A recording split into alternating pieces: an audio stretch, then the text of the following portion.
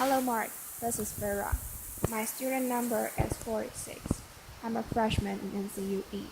The title today is Everything You Think You Know About Addition is Wrong by Johann Hari. One of my earliest memories is of trying to wake up one of my relatives and not being able to. And I was just a little kid, so I didn't really understand why. But as I got older, I realized we had drug addiction in my family, including later cocaine addiction. I've been thinking about it a lot lately, probably because it's now exactly 100 years since drugs were first banned in the United States and Britain, and we then imposed that on the rest of the world. It's a century since we made this very fateful decision to take addicts and punish them and make them suffer, because we believe that would deter them. It would give them an incentive to stop. And a few years ago, I was looking at some of the addicts in my life who I loved and trying to figure out if there were some way to help them. And I realized there were lots of incredibly basic questions I just didn't know the answer to. Like, what really causes addiction? Why do we carry on with this approach that doesn't seem to be working? And is there a better way out there that we could try instead? So I wrote loads of stuff about it, and I couldn't really find the answers I was looking for. So I thought, okay, I'll go and sit with different people around the world who live this and studied this and talk to them and see if I could learn from them. And I didn't realize I would end up going over 30,000 miles at the start. But I ended up going and meeting loads of different people, from the transgender crack dealer in Brownsville, Brooklyn, to a scientist who spends a lot of time feeding hallucinogens to mongooses to see if they like them. It turns out they do, but only in very specific circumstances. To the only country that's ever decriminalized all drugs, from cannabis to crack, Portugal. And the thing I realized that really blew my mind is almost everything we think we know about addiction is wrong. And if we start to absorb the new evidence about addiction, I think we're going to have to change a lot more than our drug policies. But let's start with what we think we know, what I thought I knew. Let's think about this middle row here. Imagine all of you for 20 days now went off and used heroin 3 times a day. Some of you look a little more enthusiastic than others at this prospect. Laughter. Don't worry, it's just a thought experiment. Imagine you did that, right? What would happen? Now, we have a story about what would happen that we've been told for a century. We think, because there are chemical hooks in heroin, as you took it for a while, your body would become dependent on those hooks. You'd start to physically need them, and at the end of those 20 days, you'd all be heroin addicts, right? That's what I thought. First thing that alerted me to the fact that something's not right with the story is when it was explained to me.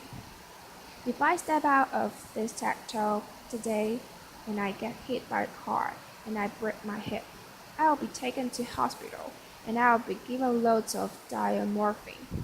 Diamorphine is heroin. It's actually much better heroin than you are going to buy on the streets, because the stuff you buy from the drug dealer is contaminated. Actually, very little of it is heroin, whereas the stuff you get from the doctor is medically pure. And you will be given it for quite a long period of time. There are loads of people in this room. You may not realize it.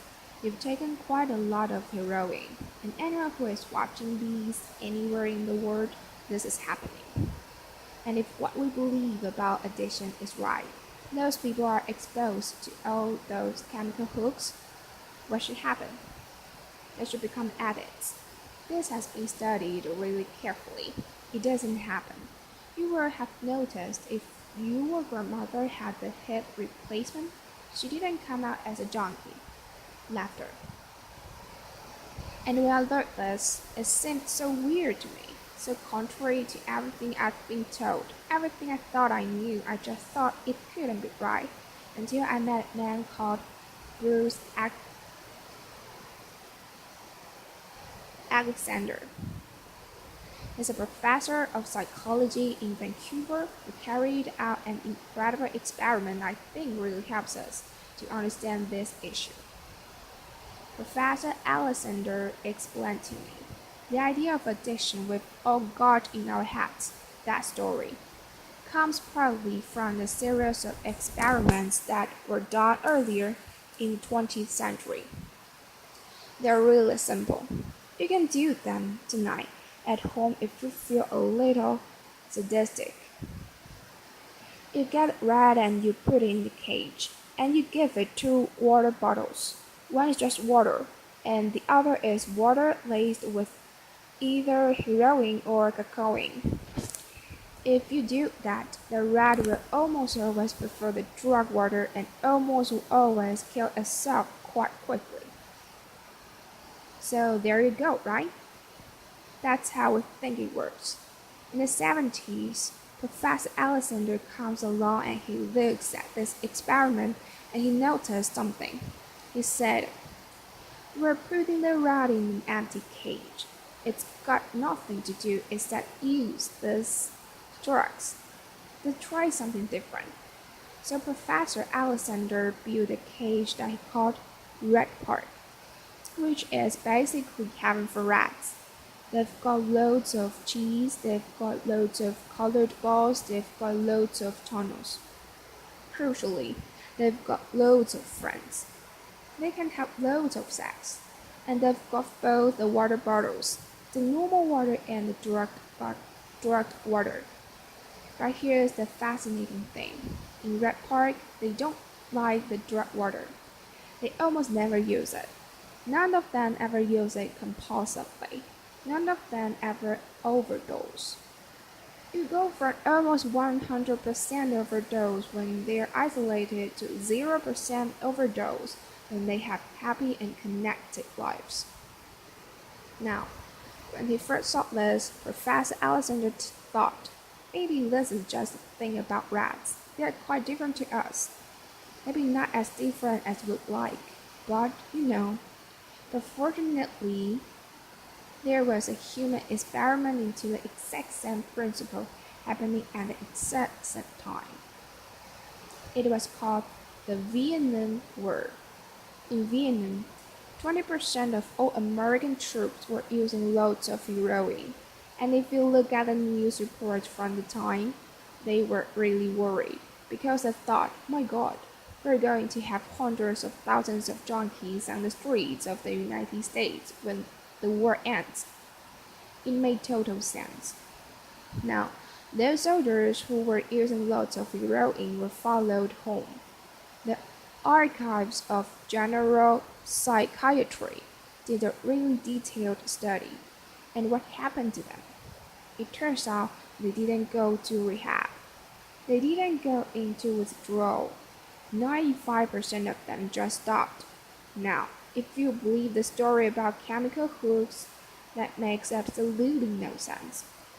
But Professor Alexander began to think there might be a different story about addiction. He said, what if addiction isn't about your chemical hooks? What if addiction is about your cage? What if addiction is an adaptation to your environment? Looking at this, there was another professor called Peter Cohen in the Netherlands who said, maybe we shouldn't even call it addiction. Maybe we should call it bonding. Human beings have a natural and innate need to bond, and when we're happy and healthy, we're bond and connect with each other.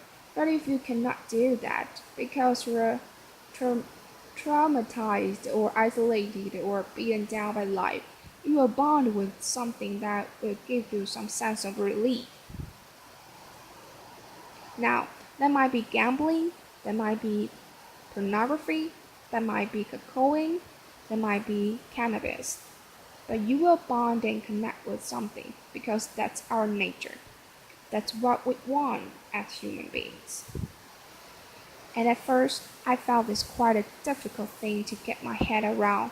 But one way that helped me to think about it is I can see.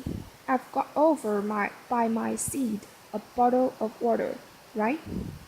I'm looking at lots of you, and lots of you have bottles of water with you. Forget the drugs. Forget the drug war. Terrible legally. All of those bottles of water could be bottles of vodka, right? We could all be getting drunk.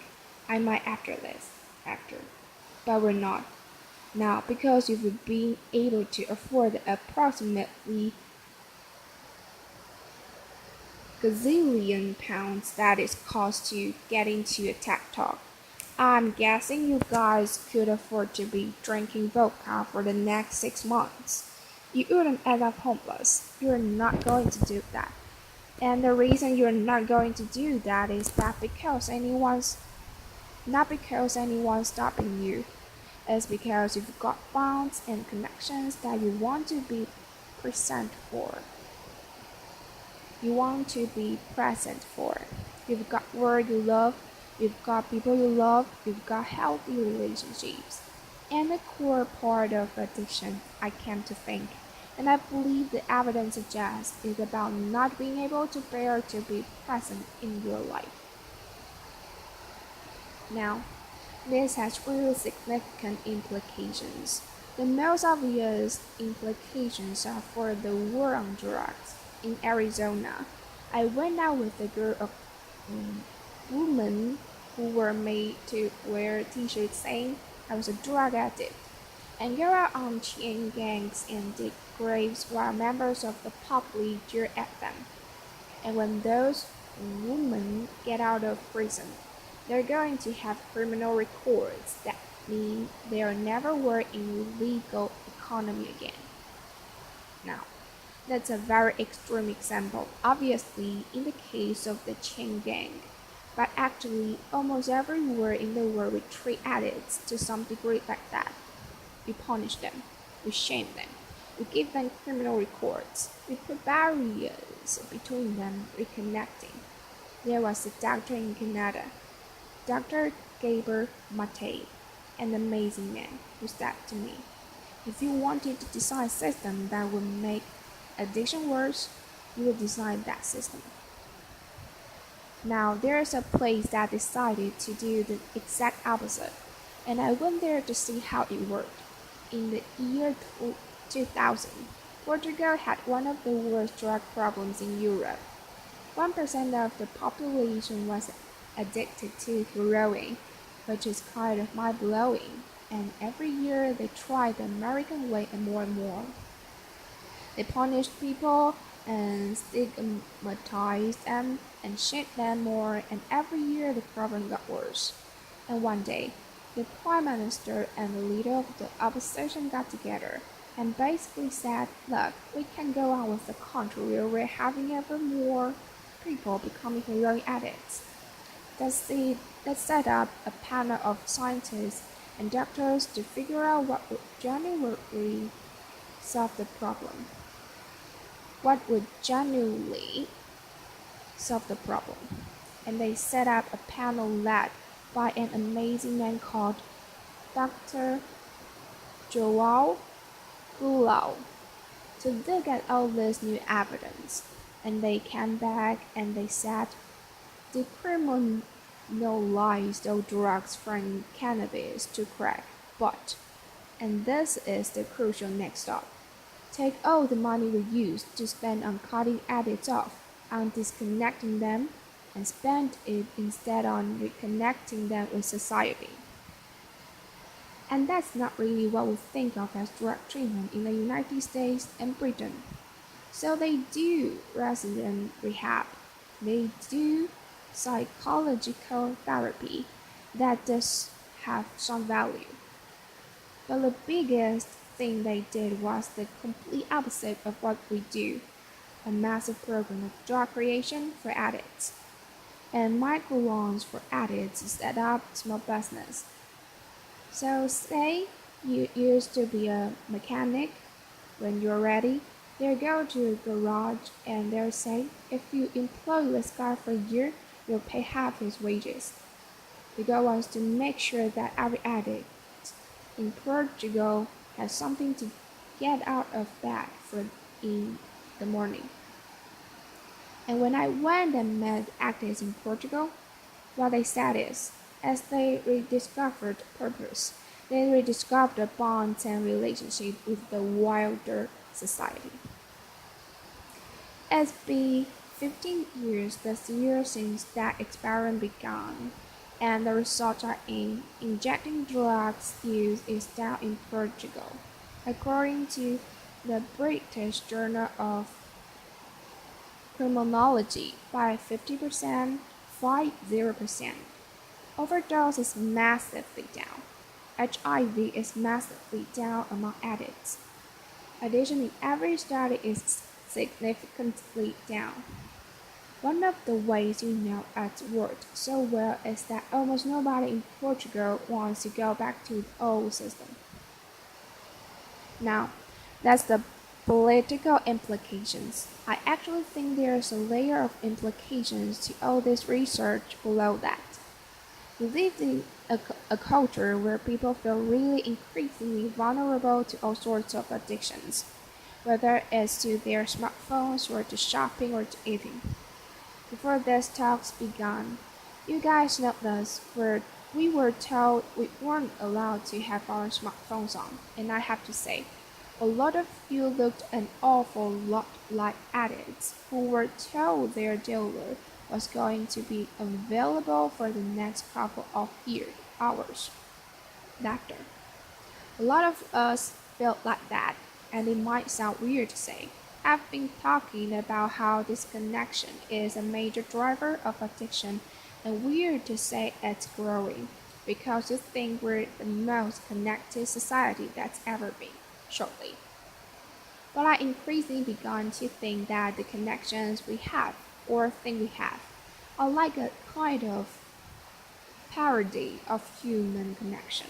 If you have a crisis in your life, you'll notice something.